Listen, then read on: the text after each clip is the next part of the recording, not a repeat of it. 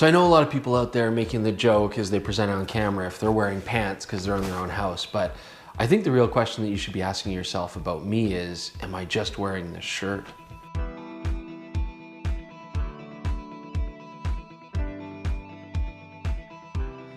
Welcome back, Deep Review TV viewers. Chris Nichols here. We've been getting a lot of requests for tips, tricks, and advice on how to make better videos at home, given that we're all stuck in our houses right now.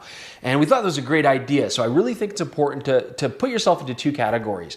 Are you pre-recording videos on a camera? You're gonna edit those videos afterwards and then send them out? Or do you think that you're finding yourself having to do live conferences, whether it may be you're teaching, like I've had to teach my photo classes now online, or maybe you've got a work conference, or maybe you just wanna talk to friends and family and you want to have better looking shots. How can we do that?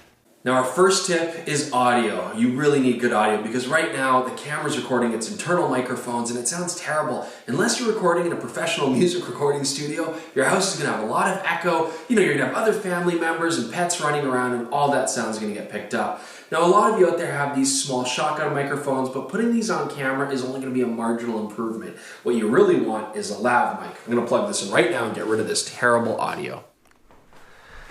So doesn't that sound way better? I know what you're thinking, a wireless microphone is too expensive, and they can be, but this is not a wireless. This is plugged in with an 8-foot cable. You don't need wireless inside the house. These things are very affordable. I mean, you get them online for almost nothing. There's a deity version now, which is about $50 US. I think everybody can grab that. So it sounds way better, and of course it gets rid of the echo, and we're not gonna hear other family members running around.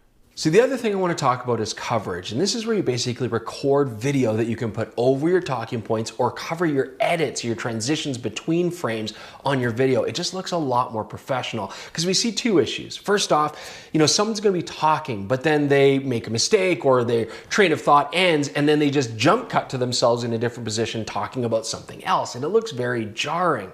Even if you're the greatest orator on the planet though, and you're able to one take your entire video without mistakes, it's still way more interesting for people to see video coverage, and it just breaks up the whole scene and it makes it faster. Now Jordan and I did make a video on coverage back when we were working for TCS TV, so check out that link in the description below. And next I just want to show you a short clip where we are using coverage with actually a very old camera, just Nikon D750, nothing specifically made for video, and you can see the results of that here. I'd like to introduce you to the Yashica Electro 35 GT. Now this is a true rangefinder with a proper rangefinder focusing system.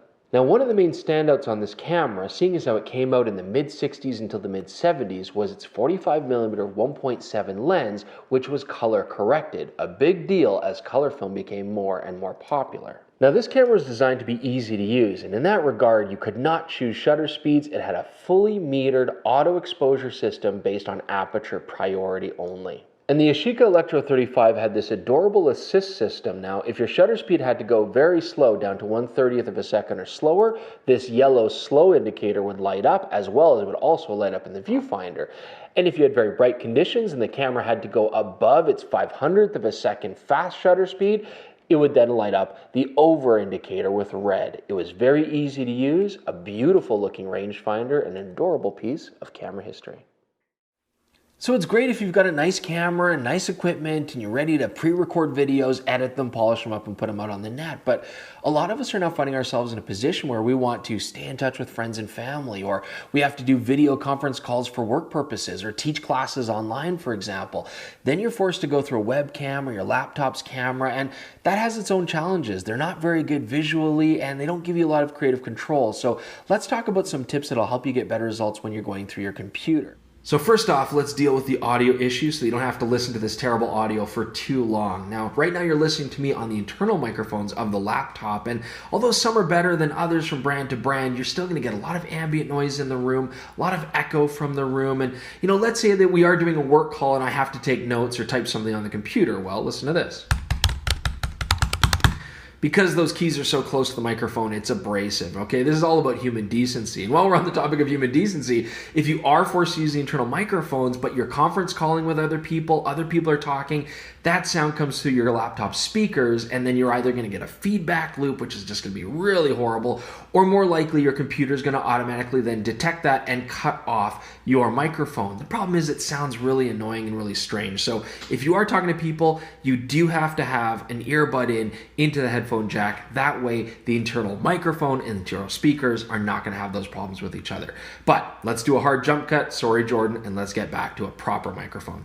Okay, so now we're on a better microphone here, plugged straight into the computer, and now you can, I think, automatically hear that we're not getting that hollow echo noise. If I type here, you still hear it, but it's not as abrasive.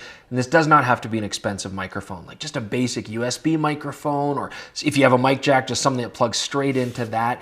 Even the microphone that might be on your headphones for your smartphone is going to be much better than using the internal microphone. Next issue we have, every time that people use laptops to do these recordings, they always have them on a table or on their lap, and it's a low perspective looking up into the person. It's not very flattering for their face. You're seeing up my nose a lot. You can see my ceiling there. Probably not something you really need to look at. And this is a super easy fix. Just simply raise the laptop higher. I've got a box of instant ramen noodles here. Fantastic during this crisis, not only for eating, but also for getting your laptop higher. So there you go. Now you're looking at me straight on. We don't get that weird perspective. It's just, you know, you don't have that ceiling in the shot anymore. Super easy fix.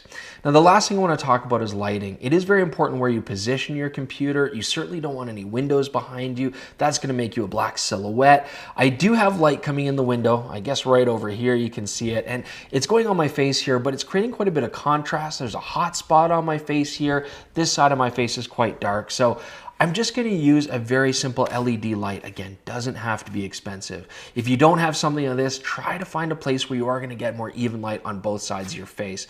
This is also important because laptop cameras and webcams aren't great in low light. And if they have to boost a very low exposure, you're going to add a lot of noise and it's not going to be very good quality.